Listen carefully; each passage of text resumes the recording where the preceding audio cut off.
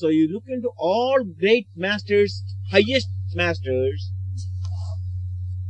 they could not directly come to the humanity. Another example. If, for example, you heard Swami Sivananda, I'm sure, is it not? You all heard Swami Sivananda, is it not? Yeah. If Swami Sivananda had come to America, like us, what would have happened to him? What would have happened to him? He stayed in India. Misunderstood. He would have been just gone back. No, not one person will come to him, because I know the people's mind of America. He is a simple, straightforward man. He will talk only this much. You know what you will be seeing? Even if you 10,000 people, he will be talking what? Do you know? No. What? What will be talking? Serve, love, give, purify, meditate, realize, be good, do good, be kind, be compassionate, adapt, adjust, accommodate, bear insult, bear injury, highest yoga. These are the only things you are going. Suppose in Madison Square Garden, 20,000 people is filled up. And he is going to say, serve, love me, meditate, realize, be good, do good, be kind, be compassionate, adapt, adjust, accommodate, bear insult, bear injury. People will do what? They walk out of what? He didn't say any Kundalini awakening, he didn't say any flying, he didn't say any demonstration. That will be a disaster to them. They will think, oh, here is another real hypocrite, you see. We paid money to come and see him. In fact, he didn't free. We were done. Oh, come on, he wasted our time, you know. He will be doing, and then he will sing. You know what he will do? He will sing like Ram Krishna Govinda. That's what he will do. Ram Krishna Govinda. Be good, do good, Govinda. Be good, do good, Govinda. Sing everybody, be good, do good, Govinda. Get up at 4 a.m., Govinda. Brahma Muhurta, Govinda. Do asana pranayam, Govinda. Do japa meditation, Govinda. And then he'll be seeing a couple of big officials and ministers. They'll be sitting there. He won't look at them. He will just look this side. A simple person sitting here. Don't take bribe, Govinda. He's looking at her. She is a poor girl. She doesn't even know what bribe. She never even heard the name of bribe, you know. But Master look at her. Don't take bribe. Who is to me is talking? The other side is sitting to ministers and the police officer. He was not looking at them, but talking to the poor girl. Don't take bribe, Govinda. It is bad, Govinda. It's very, very bad, Govinda. It's very, very, very bad, Govinda. All the time, never look at the other place. Now, suppose President Carter came to see him and he said, don't take bribe, Govinda. It's very, Nixon sitting there, don't take bribe, Govinda. Don't tell lie, Govinda.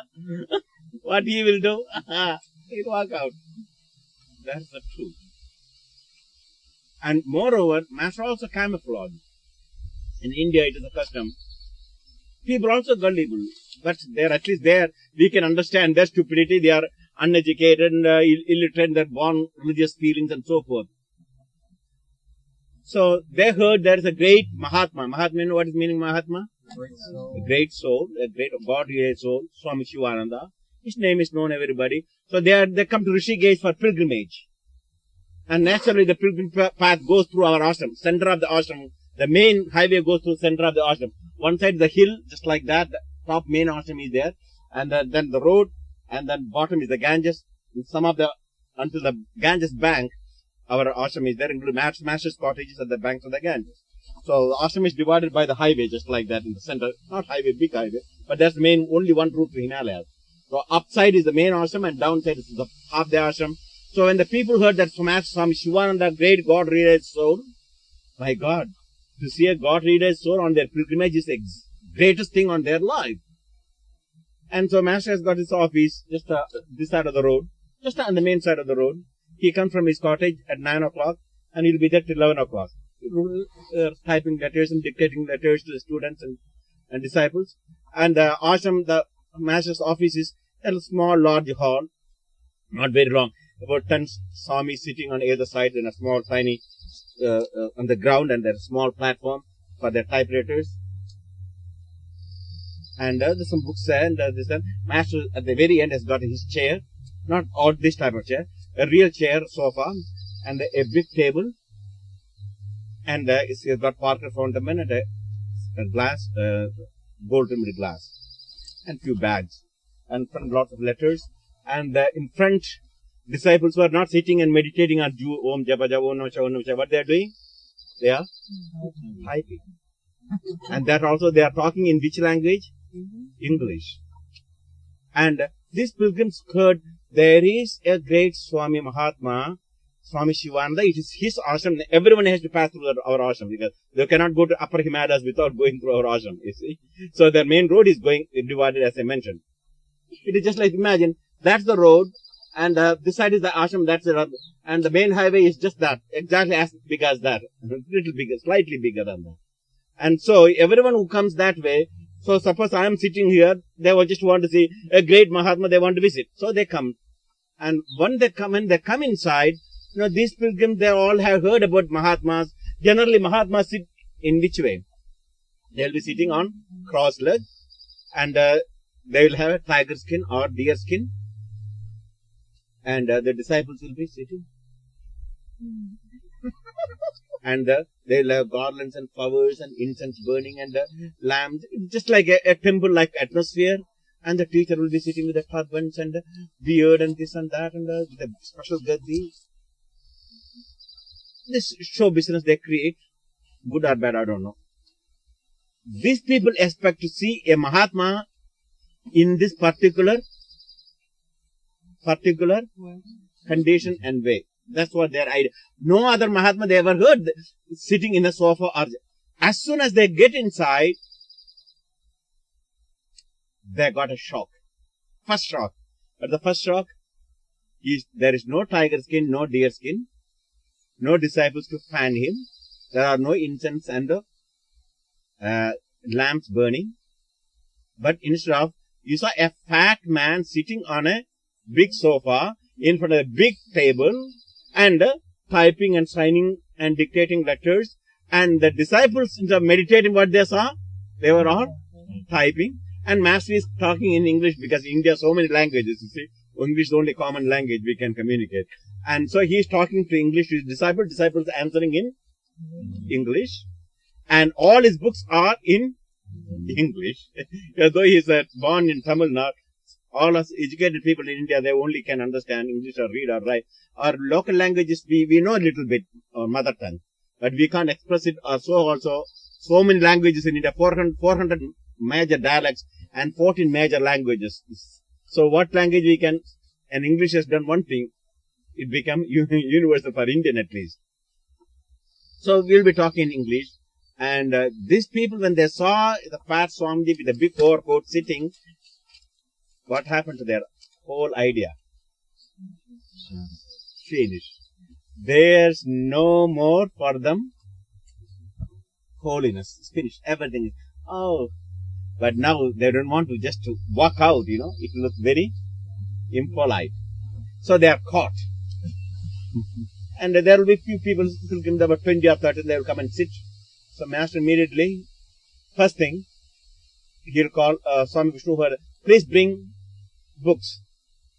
And he'll bring Japa Yoga, this, that, and start autographing each person and start giving the free book. Valuable book he's giving free.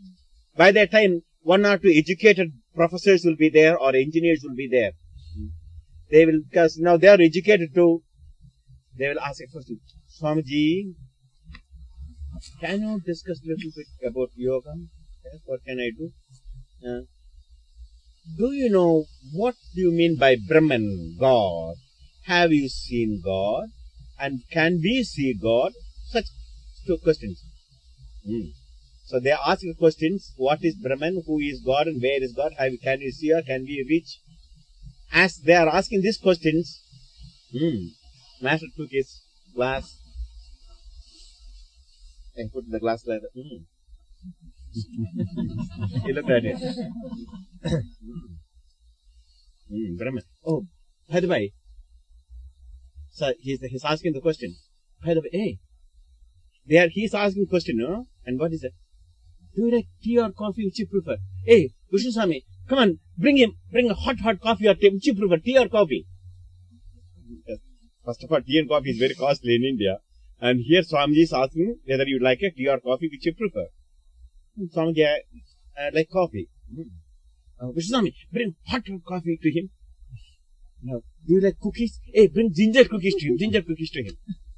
And by the time he will be briskly autographing several books to him. He gave several books worth, and hot coffee came, and by the time he's having the cookies, we call biscuits, ginger biscuits. Yes. That means for 10-15 minutes he is chewing the biscuits and drinking the coffee. By that time, Master will be busily signing his business and work. And by that time he finished, and he was looking at his watch because he wants to go away. He wants in 15 minutes, he wants to find out about God, about Brahman, and wants to find out about Swami Sivananda, what is he, who is he, all in 15 minutes, because he's got that much only time, He's a big professor, he's got big job, and he's teaching great things in India, university, and he's got a PhD degree. He knows that how great he is. And so, by the time, Master was waiting, during all the time, what Master may be signing the paper. What was he doing, What was he doing? Pardon? Master, what he was doing? While he was drinking and coffee and eating all the he is internally looking at him with one eye, how he is relishing the coffee, how he is relishing the cookies. What? He has already actually answered his question, He answered his question already. What did he answer? You are living still in coffee and cookies. Your God and Brahman is only coffee and cookie, and you only think of your stomach and little sense of pleasures. You don't have the qualification even to come to a sage and ashram. You don't have the courtesy even to how to approach a teacher. You didn't prepare your mind to find. You think it is like a college, university, you came and you are a professor. You think you are great because I got a PhD. I know all about Upanishad, Vedas and Sutras. I by-hearted. I know everything. With this attitude you came, it is not something you can learn intellectually. And you are still living in sensual pleasures. You are only thinking about tea and coffee whole day and night. And then he gave several books for him to free also autograph. By that time he would look at his watch. He wants to get out. Oh, yes. Well, I'm sure that you must be very busy, because he's looking at the watch. So Master himself will say, oh, you must be very busy, is it not? Yes, Swamiji, I have to finish this pilgrim and I have to rush back to my university course. Yeah, that's true. Okay, here are the books, And he'll walk out. Master has answered also another thing. He got from an ashram which is poor. Ashram is very poor. In India, it's not like America. Coffee and tea also is very, very costly. Ordinary people can never even dream of. And to even one eat cookie, it must be a very rich person to eat a cookie. He got all this free from an ashram, a charitable ashram, free. He also got quite a number of free books, also autographed. When he got all these things, he did not, in return, offer $1 or 1 rupee in charity to the ashram. It's not going to Shivananda. If it goes, the Master always buys, send to the hospitals or some leper colony and so forth. But he didn't even have that heart to something in return. So Master answered the whole question. You don't have a loving heart. Your heart is still looking how much you can take from everybody without giving in return. Your mind is not ready even to have a loving feeling to any humanity. And